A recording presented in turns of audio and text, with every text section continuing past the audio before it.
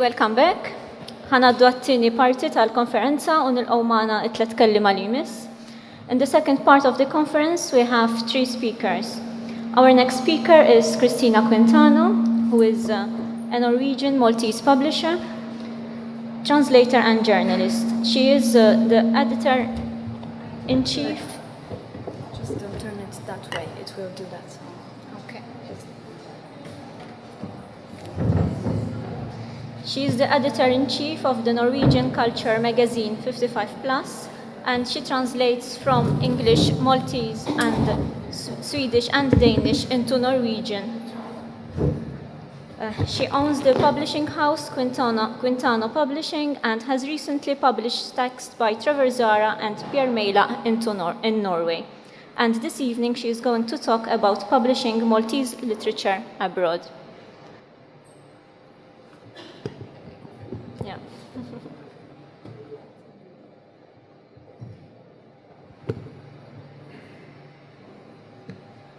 Thank you. Is that as close as possible? Okay. Inizjamed, thank you for inviting me, and audience, thank you for being here.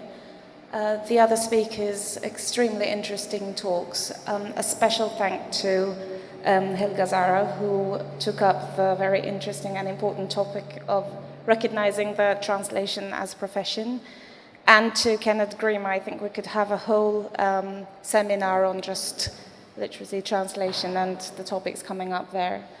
I am here today mainly as foreign agent and publisher, although I will of course mention a few things about translation as well.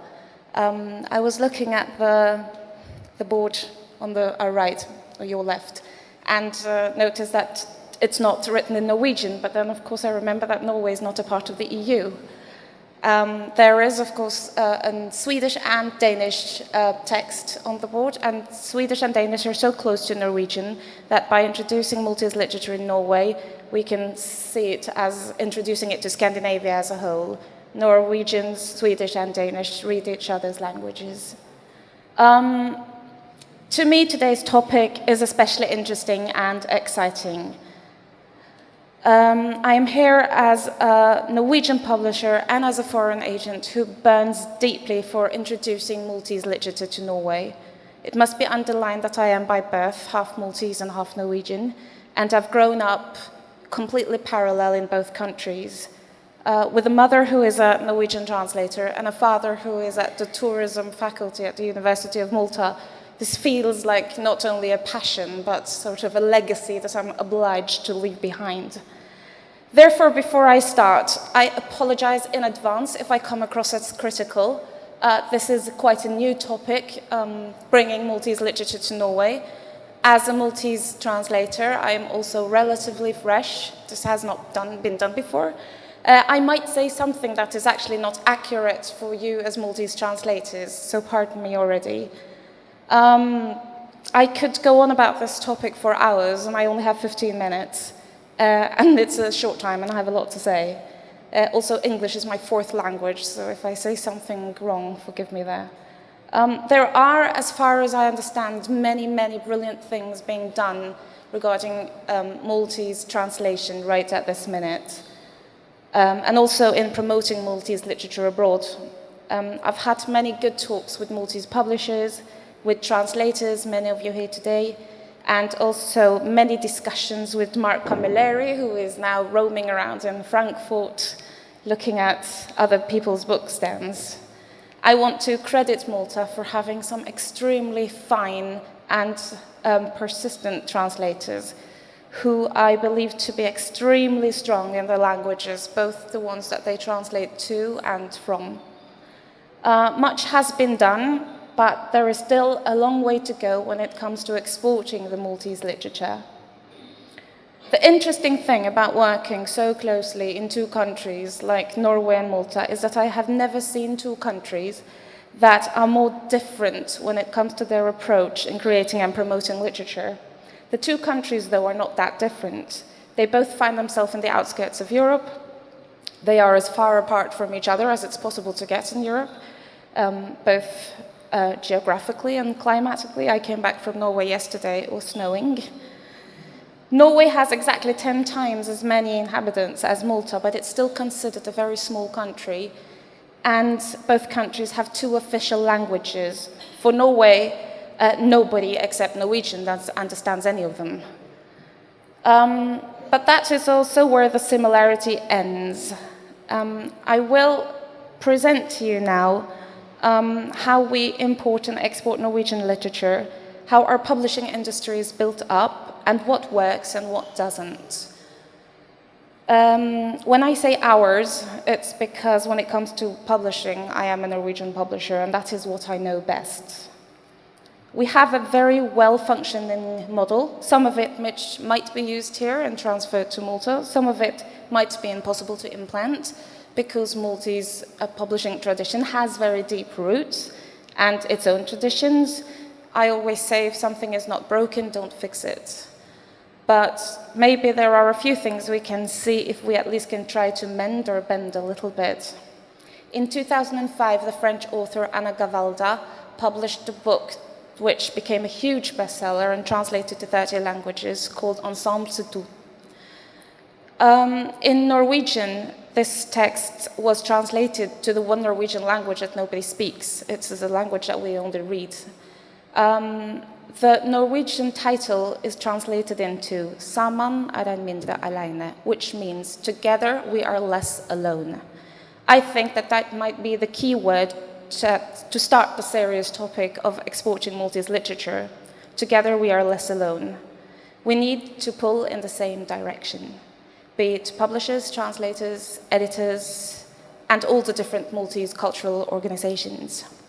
We need to look to other branches which has managed to export Malta and see how they are branding themselves. The restaurants now have their Q quality symbol, and they do actually see each other as colleagues, not competitors. The gaming industry is a huge advertising campaign here. I know that they work very closely together, although they are competing, obviously, for the same gamers. The real estate agencies run campaigns that look almost alike. Yet the sad thing is that when I ask my Norwegian cultural colleagues if they can say anything about Malta, the only thing that comes up is tax reasons, gaming, restaurants, and the Eurovision. So we still have a long way to go there. Also, what really strikes me, I have counted 70 flights in 10 months. I do travel a lot. The first thing I do when I get on an Air Malta flight is open the Il Bazilla. This magazine reaches thousands of tourists every week, and I have yet to see a book review in that magazine. What hits us when we land at the airport are big posters about gaming, so I'm thinking that we need to start way further back than talking about exporting literature. We need to sort of stand up for our literature first. I came back from Norway yesterday after launching my own publishing house books, and I asked 10 of Norwegian's best-selling authors and cultural persons if they could mention anything about Maltese literature, and that was embarrassingly little. So I want to start by saying that branding is a key word here. The same way I am, both as translator, publisher, editor, and writer, a little bit concerned about the branding of the Maltese literature. I'm also a little bit concerned about the reassurance and safety of the writer as an artist, also the translator. I am thinking about the lack of security, standardization, that I find does worry me a bit. In Norway, we have an organization for publishers, one for translators of literary works, one for non-fiction. We have organizations for book publishers and bookshops, and also one for literary critiques. I am thinking what happens here the day that a translator isn't paid, or somebody pulls back a book that is supposed to be published, somebody publishes something that is criticized either politically or religiously. Norway is a very strong pen country, and we have 14 icon cities where we have writers from all over the world who live in exile. We have also just sued the Norwegian state for not guaranteeing Edward Snowden safe passage to Norway to receive the Ossietzky Prize. And I'm thinking of all countries in the world. I cannot imagine a country that would be better suited for a pen country than Malta. I will be harsh enough to say that no Norwegian literature publishing house will translate or publish a Maltese book unless the rights of the creator of the original work is ensured first. So maybe we have to start looking into that before we think about export. But let me take you on a dream journey for someone who wanted to promote Maltese literature to Norway. At the Mediterranean Literature Festival 2 years ago, I was there solely as an agent to look for Maltese books that I could publish into Norwegian. I asked around the book sales stands for a Maltese publisher, and very randomly, I was introduced to Chris Gruppetta from Merlin Publishers. Of course, I knew Merlin as a publishing house. They have been very good and clear at branding, and they've got very steady quality. We had a meeting the day after, and from there on, it all went very smooth. It was important to me when I was looking for Maltese books to find the right books to introduce to the Norwegian audience. I wanted 2 different ones at the same time. I wanted one where Norwegian readers could be introduced to Maltese culture and history and sort of a bit of an easy read, feel-good book. There, Trevor Zara's Nanna Genoveffa was perfect. Then I wanted something that was more universal, that could have been anywhere with a young voice, but yet a steady and good pen. Also, it helps with the EU Prize for Literature up your sleeve. So there, of course, Pierre Meilax, Having Said Goodnight, was perfect.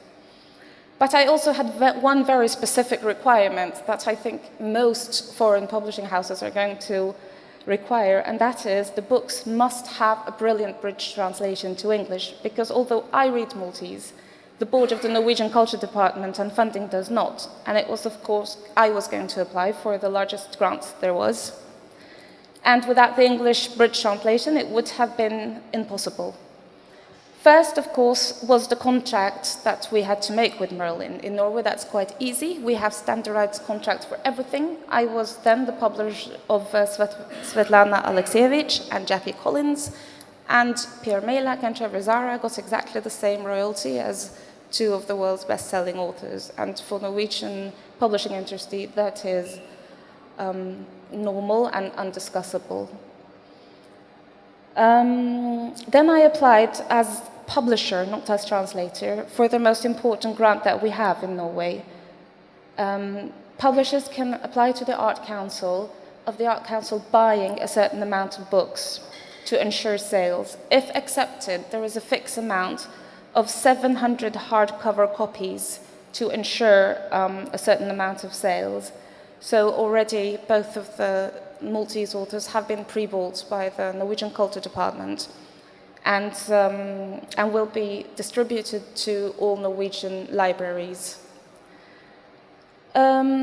Also, we have a translation grant called Mosaic, which means that if a language is very rare or has not been translated into before, the Art Council will also fully pay for the translator's fees. So for both of those books, we got full score on all the applications.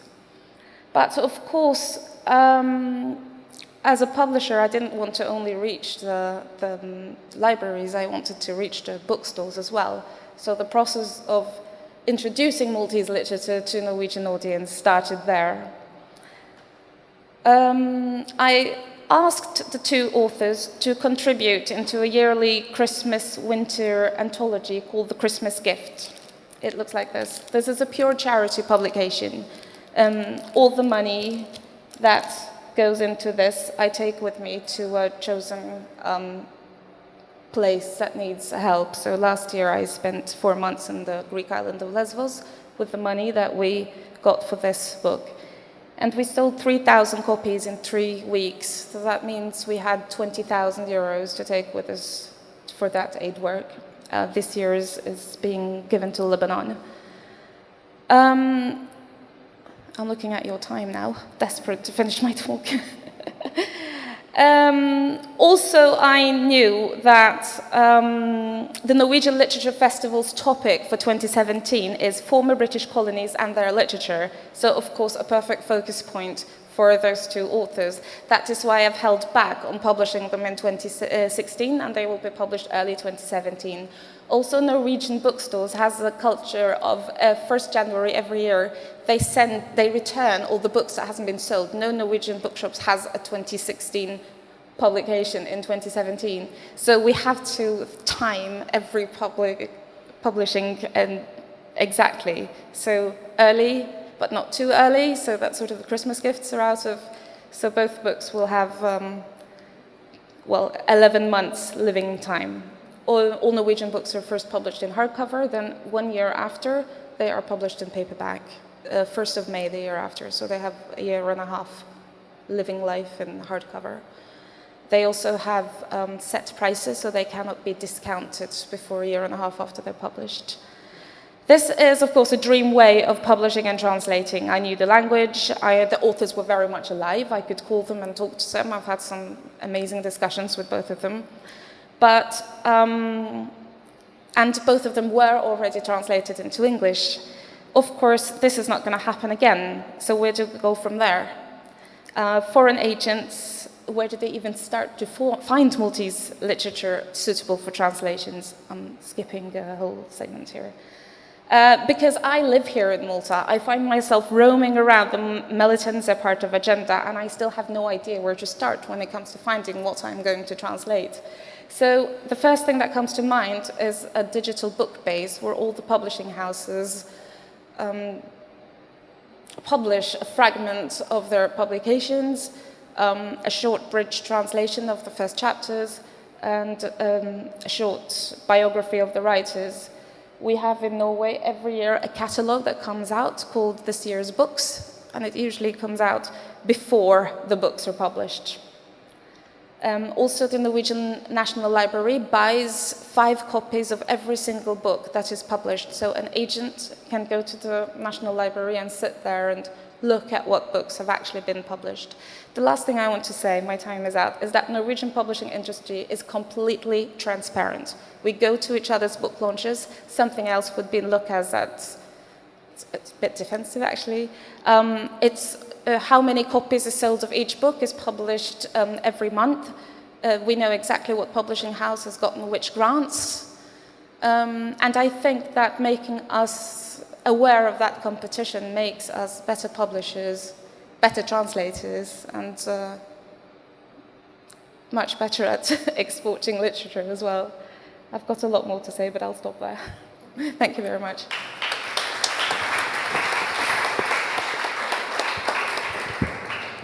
Thank you for a fascinating talk, and it's lovely to see Maltese literature being translated into Norwegian. Well done for the initiative. Any questions for Christina? I have 2 comments. Yeah. I would like to make, sorry, maybe this one is working. I would like, They all work. They basically all work. What he does is he turns some of them off, so I see. feedback, so you can actually use yours. It scared me, it startled me a bit. I would like to make 2 short comments related to your wonderful idea of asking Il-Bitzilla, the air flight magazine, the in-flight magazine of Air Malta, to include something related to Maltese literature, right? Around 10 years ago, the in-flight magazine of Air Malta published an interview with Pierre Meilhac. And it was a pretty decent interview, and I was very happy for Pierre. I'm one of his translators into English, along with Claire Vassallo. But the title of this interview with Pierre Meilhac was... Just keep it Yeah. vertical. Vertical towards the wall. Yeah. The title of this article was Mother Tongue. So the main message of this interview and feature with Pierre Meilhac was how strange and how wonderful it is that a Maltese writer writes in Maltese and not in English. And I think that that article did a lot of good for Pierre, but damage to Maltese literature in general, because it gave this idea that writing in Maltese is a recent thing, when it's not. There is a long, long tradition. And as we're speaking about il-bitzilla and translation, another question I ask myself is, why is il-bitzilla published only in English? Why doesn't it cater also for readers of Maltese? The Iberia in-flight magazine is in Spanish and in English, for example. Yeah, and there are some decent articles coming out in this magazine about country walks written by Steve Bonello and articles about trees and food, which I'd like to read in Maltese as well.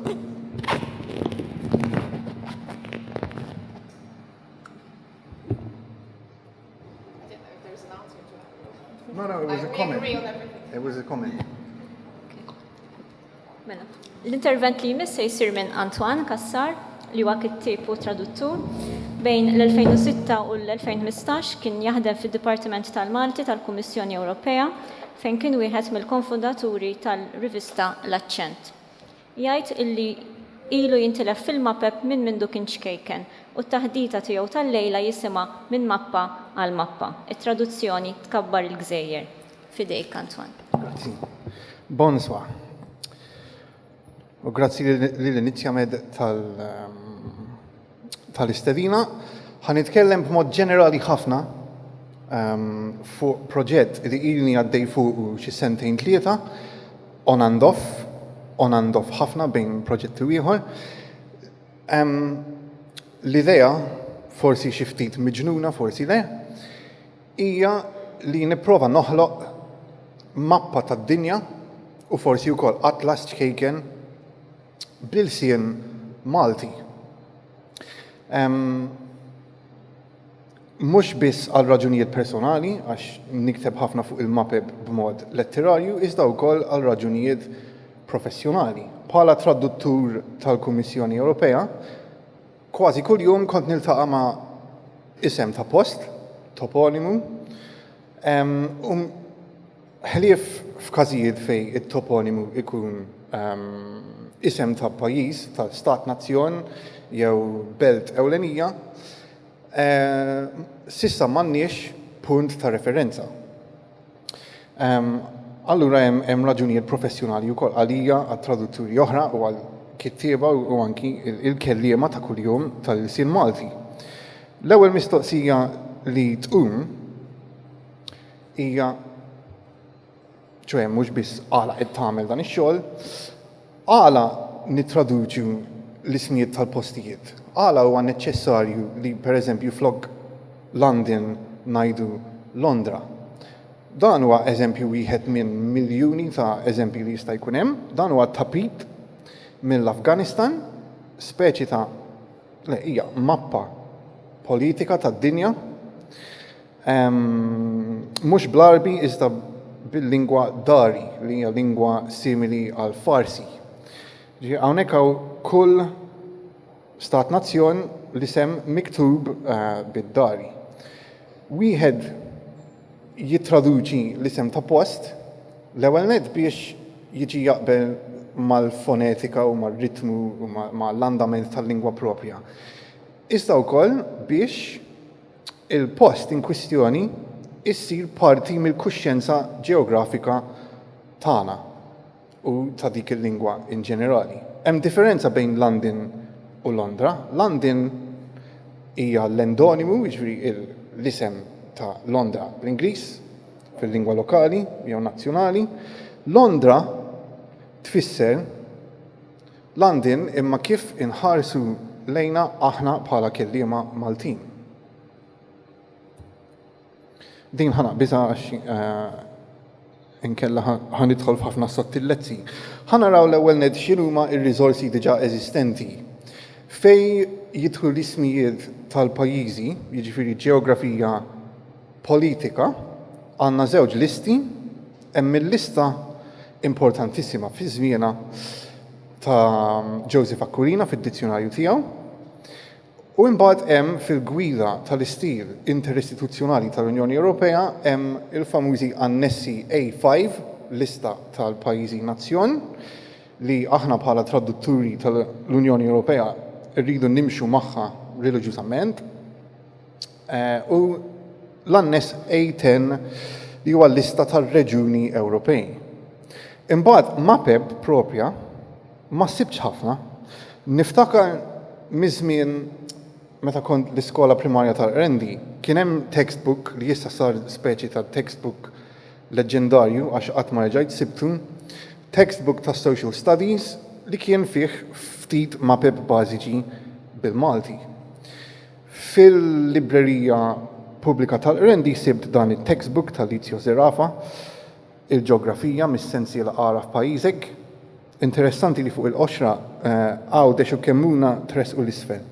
U issa wieħed jista' jibni pont jew mina bejn Pembroke u Xlendi. Għandna ktieb bellezza l-Atlas tal-Bibja li fih 20 ta' mapeb tal-art imqadsa kif kienet fit-Testament il-Qadim u fit-Testament il-Ġdid. Ktieb sabiħ ħafna, mingħajr ma niġġudika huwa interessanti l-fatt li għandna Atlas tal-Bibja iżda m'għandniex Atlas tad-dinja. Imbagħad żewġ mapep oħra li sibt l-Enċiklopedija għat-tfal tradotta minn Pierre Mejla għal Merlin Library xi 10 snin ilu li fiha xi mapep u imbagħad hemm is-sensiela id-dinja darna textbooks ta' Edward Gilson. Dawn huma textbooks li jittrattaw iktar il-ġeografija fis-sens propju, ċoe l-ambjent u l-ġeoloġija, iktar milli il-ġeografija f'sens kartografiku. Mela dawn huma l-eżempji li sibt fil-ġeografija tal-Lizio Zerafa, sempliċi mappa ta' l-Ewropa, il-Maghreb, il-Mediterranju, viċi versa,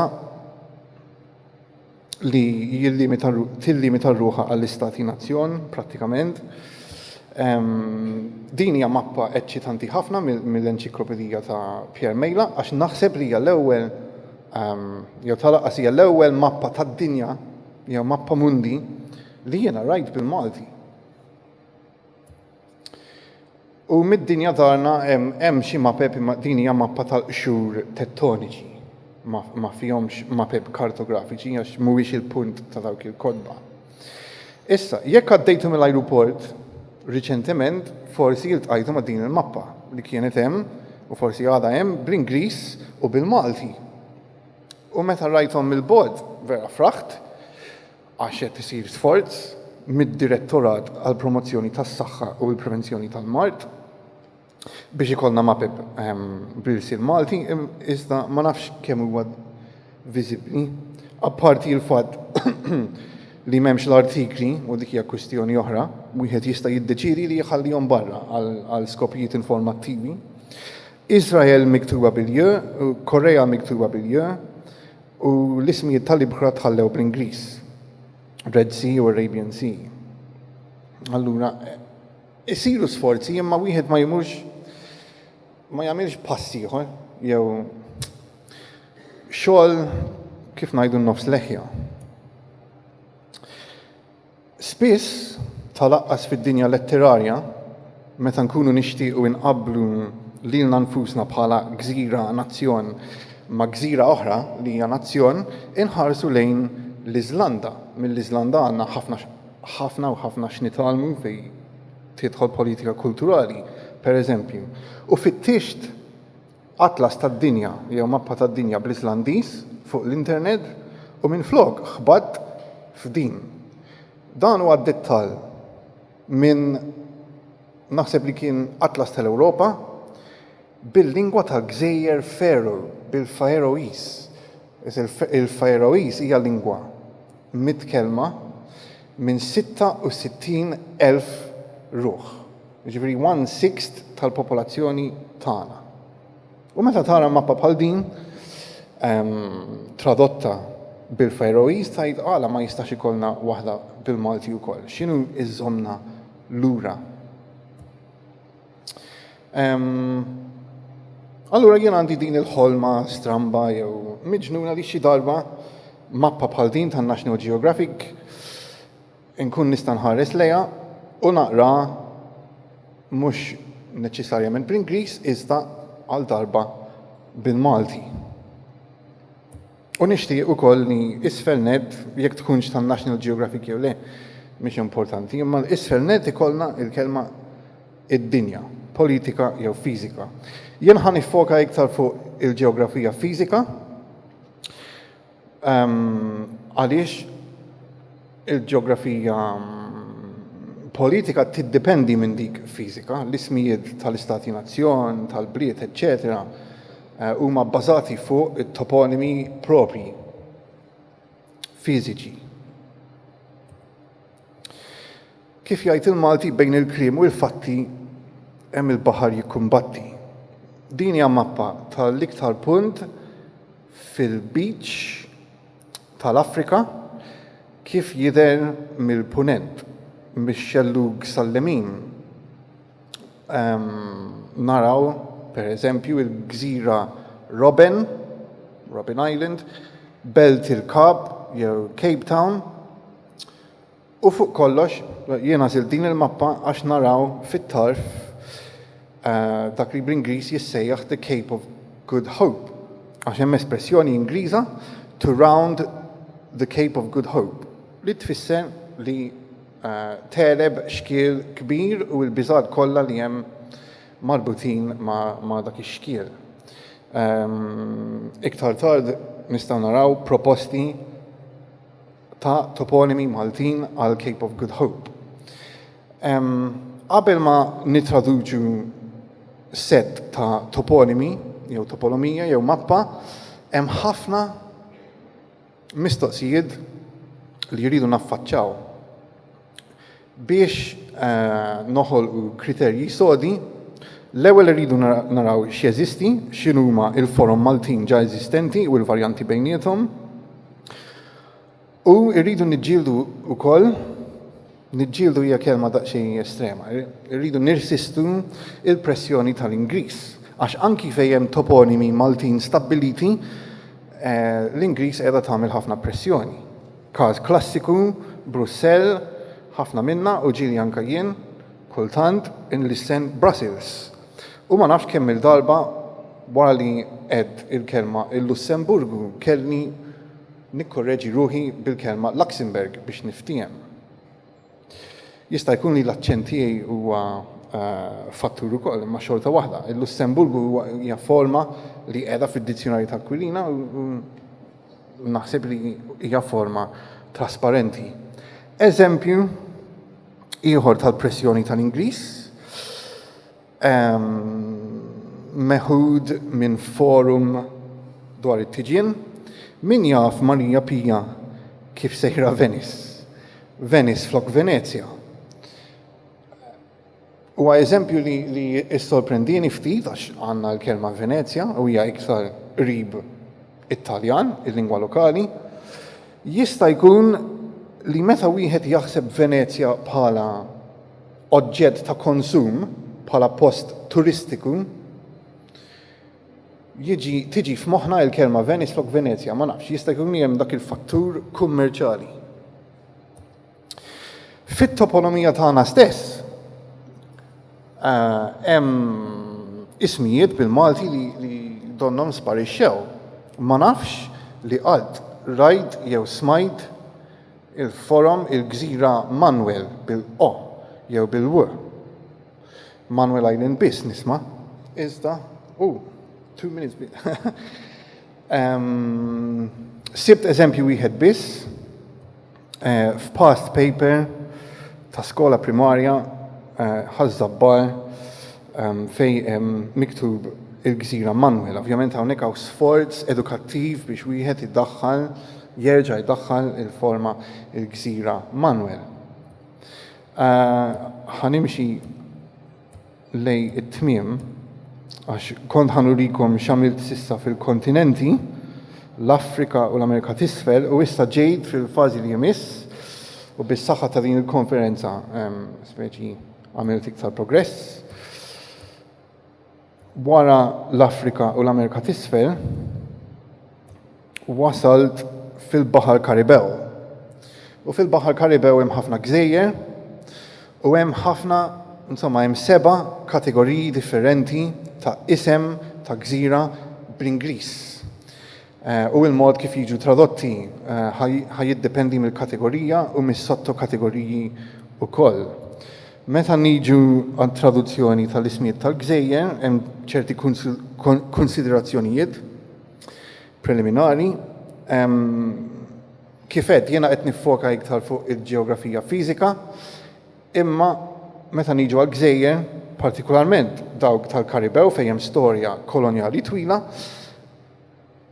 il-ġeografiji fiżiċi u politiċi jirgbu l-xulxin, kważi jisiru l-istess ħaġa. Hemm żewġ eċċezzjonijiet fil-Karibew, hemm toponimu li huwa għal kollox fiżiku, Hispanjola li hija gżira maqsuma bejn żewġ nazzjonijiet, Ħajti u r-Repubblika Dominikana. U mbagħad hemm gżejra vera żgħira li jisimha St. Martin bl-Ingliż, billi dan huwa ħaġonimu, jiġifieri isem post imsemmi għal qaddis inqisu traduċibbli u allura l-gżira għamilta San Martin, imma dik hija maqsuma bejn żewġ territorji waħda, wieħed Franċiż San Martin u l-ieħor Olandiż St. Martin. Kifet il-ħaġonomi inqishom ġeneralment tradotti imma ġieli fuq mappa bl-Ingliż issib ħaġonimu li tħalla fil-lingwa kolonjali jew lokali. U naħseb li l-mappa hija żgħira wisq imma isfel hemm Sint Eustatius miktuba bl-Olandiż li huwa wkoll l-isem Ingliż u allura l-isem Malti ħajjibqa' Sint Eustatius. Imbagħad problema oħra ġieli l-kelma tal-element ġeografiku stess, Island, Key, Rock, ikolla tiġi tradotta wkoll jew le skont il-kategorija. Dawn huma s-seba' kategoriji, imbagħad intellaħħom fil-paġna tal-Facebook. U nirringrazzja lil Marka Majra, kollega tiegħi fil-Kummissjoni Ewropea li jieħu ħsieb il-MAPEB u nirringrazzja lil Inizjamed u lilkom.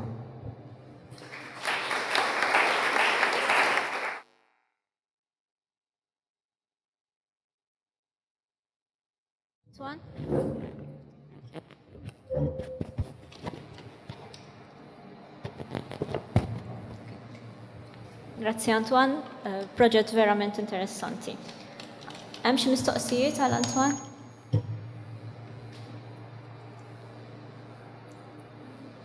Okay, mela la m'għandniex mistoqsijiet ħanaddu għal kellim li jmiss għax qegħdin ftit tard. Our last speaker, but certainly not the least, is Dr. Fatima Sai. Fatima obtained a PhD in comparative literature from the Università di Napoli L'Orientale and worked as a lecturer at the University of Salento and at the International University for Languages and Media in Rome. Her main field of research is contemporary Arabic poetry, especially in the Levant. This evening she is going to talk about languages in open conflict. Fatima.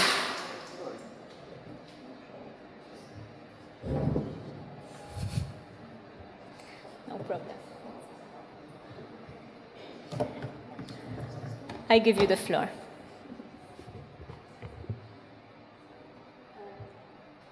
Is it? Yeah.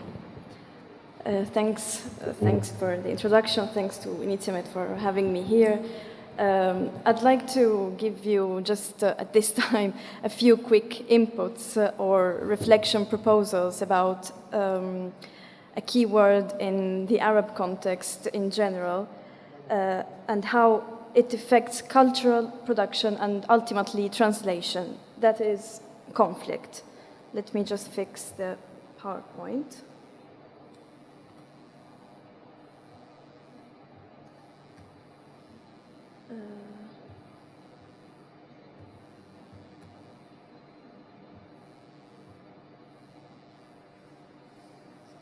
Should be working now. So I would start this intervention aligning my introduction to the approach Antoine just proposed to us. That's to say the geographical approach. In drafting a brief history of the Islamic world, the Italian historian Giovanni Donini made a very good point comparing two maps. The first is the present distribution of Muslims in the world, I don't know what's going on, sorry. Shall I turn off his one? Can you put it here, the wire? Okay. So it won't disconnect.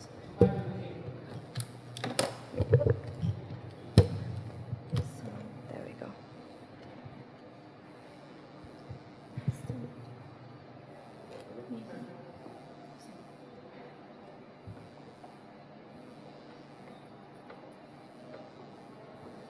Are you using the adapter? Yeah. Can you use it over here? I give you the HDMI directly.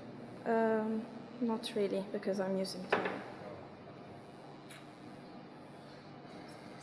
Let's try again.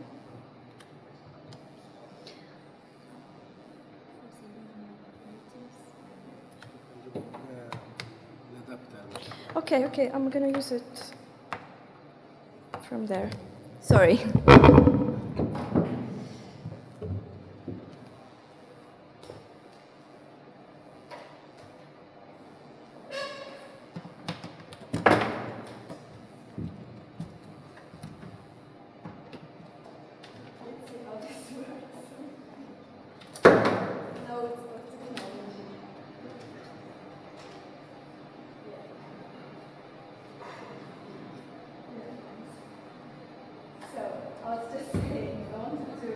Show you these two maps, but apparently it's quite complicated. The first map is, as I was saying, the distribution of Muslims in the world, and the second one is the distribution of Christians in the world. So to him, to Giovanni Donini, the historian I was quoting, it is quite evident that the first map coincides with that of the countries that underwent a colonial domination, while the second one coincides with that of the countries that perpetrated it. He's focusing, of course, particularly in the last 2 centuries and what today we call the Arab countries. It is, I guess, a very good reminder always to go through the actual dates of independence from colonial domination of each of the Arab countries. The conflicts resulting from the fight for independence, though, were not the only one in the recent history of the Arab-speaking world. Inter-Arab conflicts and even internal and civil conflicts have played a big role. It is evident, therefore, how central and continuous is the presence of conflict. From a linguistic point of view, this recent past has left a heavy legacy. Vast bilingual areas, of course, the unsolved question of diglossia, that is to say, the coexistence of 2 or at least 2 varieties of Arabic, the modern standard Arabic, MSA, and the local national variety for each state, if not more, but also a rivalry between those local varieties between countries and within each country as well. I will come back to this point later on, but first I'd like to start by mentioning the book I quote in the abstract to this paper that you may have read, which is Thou Shalt Not Speak My Language, لن تتكلم لغتي, published in 2002 by Abdel Fattah Kilito, one of Morocco's and Arab world's most original literary critics. In this volume about the politics of language, bilingualism, translation, and cross-cultural relations, Kilito outlines the history of cultural encounters between Arabs and other civilizations. He states that unlike past Arab cultural encounters with, say, Greek, Persian, and Indian cultures, the relationship between Arab and European tradition since the colonial era has been fraught with a particular anxiety, an anxiety that generated the need to desperately chase modernity.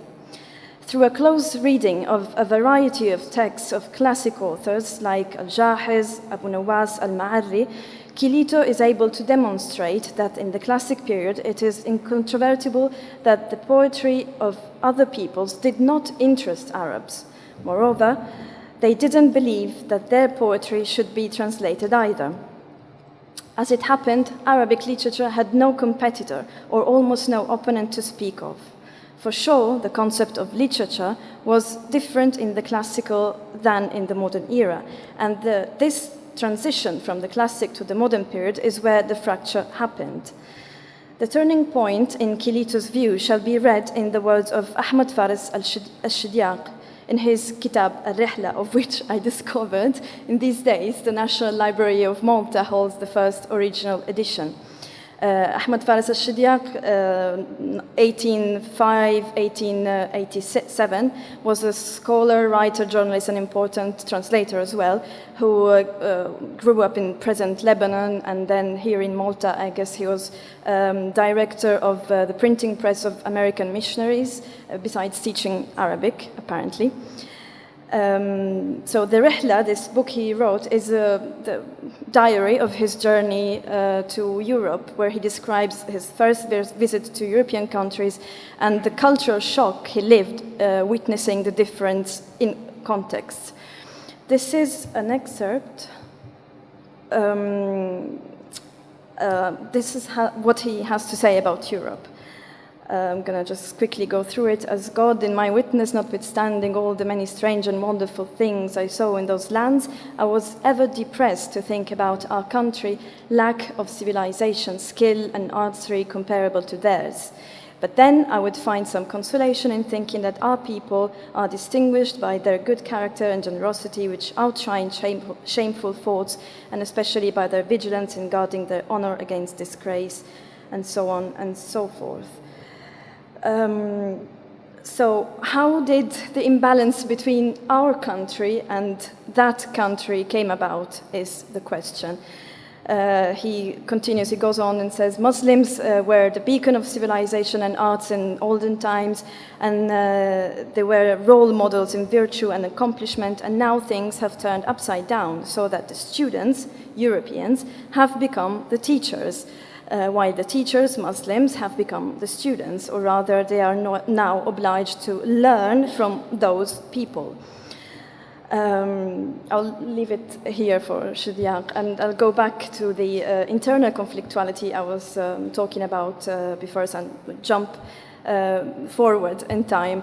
When we talk about dialects and regional Arabs, I guess, being Maltese, you all know what that implies. Every country has his own dialect, but there is also a wave of increase of the use and the knowledge of the modern standard Arabic coming from the use of medias, especially audiovisual like television and radio, pan-Arab medias that have to reach a the broadest audience possible.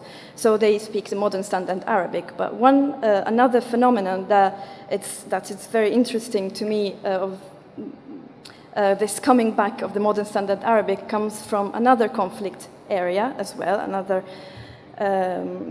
ongoing conflict, which this is the conflicts in all the Arab world in 2016, the ongoing conflicts or armed conflicts. You may, I don't know if you've heard of this, ISIS, which is placed between Iraq and Syria, or in Iraq and Syria, and some parts of Libya as well, they use, basically, to make a long story short, to cut it short, they use modern standard Arabic, and they force the local populations to use modern standard Arabic. So the regions or the cities or the villages dominated by ISIS troops are forced, are obliged, it's forbidden for them to speak the local language, being it the Syrian or the Iraqi or even the Kurdish, because it's another minority area. So to come to a conclusion, I'd like to quote again from the book of Abdel Fattah Kilito, from the introduction by Wa'il Hassan, where he says to me very interesting words. The difference between a dialect and a language is that a language is a dialect with an army. It follows that surviving dialects must remain subordinated to dominant languages, deprived of writing, literature, national flags, and armies. It also follows that some languages have stronger armies than others." End quote. So the question of what happens in the translation of texts from languages with weaker armies into ones with greater military might has been given much deserved attention in recent translation studies in the United States, a country that possesses the most powerful military in history. In some cases, translation functions as the extension of military, political, and economical power, much the same way that Orientalism has facilitated and justified imperialism, as we've seen before. In that sense, some languages prey the others, colonize them, plunder and cannibalize their text. When it does not fulfill culturally imperialist purposes, translation sometimes serves commercial, strategic, and military interests. Thank you.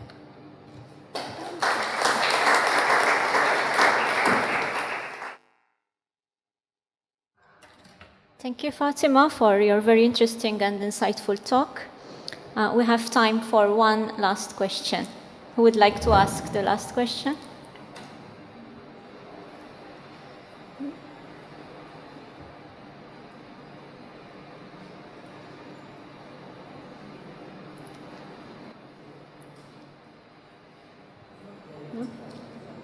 Yes?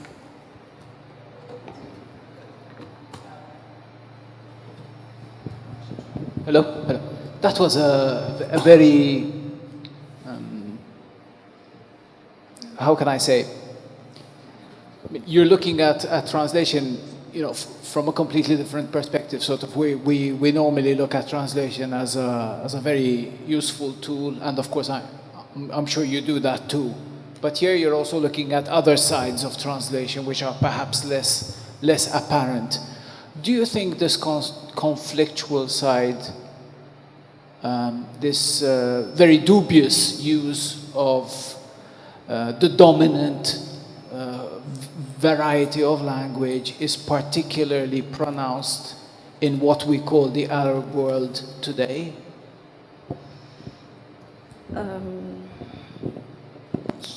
I think so. Yeah, it was quite an obvious conclusion at this point, I think.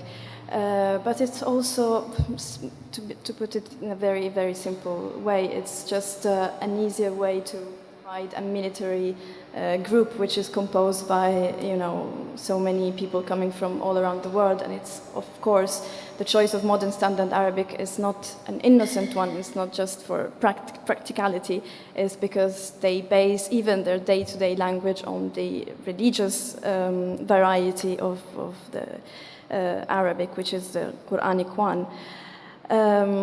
So in a very contradictory way, it serves the purpose of the ongoing military conflict, because it simplifies the contradictions of this area, and it flattens the idea of Arabs as a stereotype in general. And I don't know if I've answered your question. But there are other examples in history, no? Franco, for example, imposing Castilian on, and absolutely, yeah. There's some interesting work on translation and conflict. You might be probably familiar with Emily Apter's work, The Translation Zone, drawing on the notion of the war zone, translation. So translation and conflict. I mean, it's again, translation is usually an invisible process. We don't draw attention to it. But most wars are fought by people who speak different languages, and translation is always present in war. And sometimes the translator who facilitates, or the interpreter, once conflicts are resolved, is made to pay the price by the original. The loser. For instance, South America, the Spanish invasions, the women mainly who learned Spanish and were the in-betweens were eventually then shunned by the Spanish and by their own people. So, you know, translators had a hard time in history. Absolutely, yeah. The studies I was mentioning before, the US studies I was mentioning before, are all about embedded translators and how engaged they are in what they do, and of course choosing local translators over Native American ones is also it's not an innocent choice. The engagement of translators, they are part of the conflict, of course, yeah. Totally.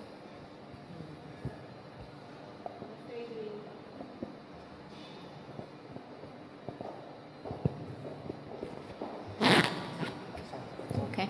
I'm afraid we ran out of time. We hope we enjoyed the conference, and I give the floor to Priscilla for a few last words.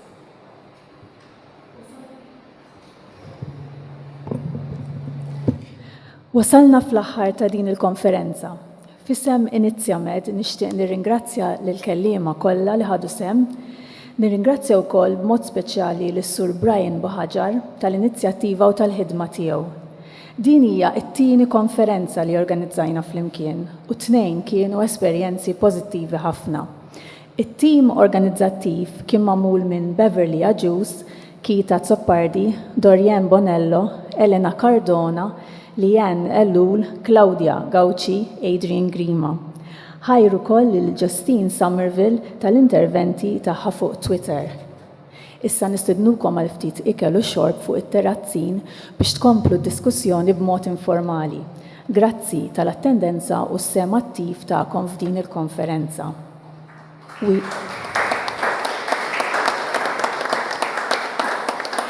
We have now come to the end of the conference. In the name of Inizjamed, I would also like to thank all the speakers. I would also like to especially thank Mr. Brian Bohajar for his initiative and his work. This has been the second conference we organized together, and both have proved to be very positive experiences. The organizing team comprised of Beverly Aġus, Kita Zoppardi, Dorjen Bonello, Elena Cardona, Liana Lul, Claudia Gauci, Adrian Grima. We would also like to thank Justine Somerville for her interventions on Twitter. We would now like to invite you to some finger food. Thank you for your attendance and active participation. Good night.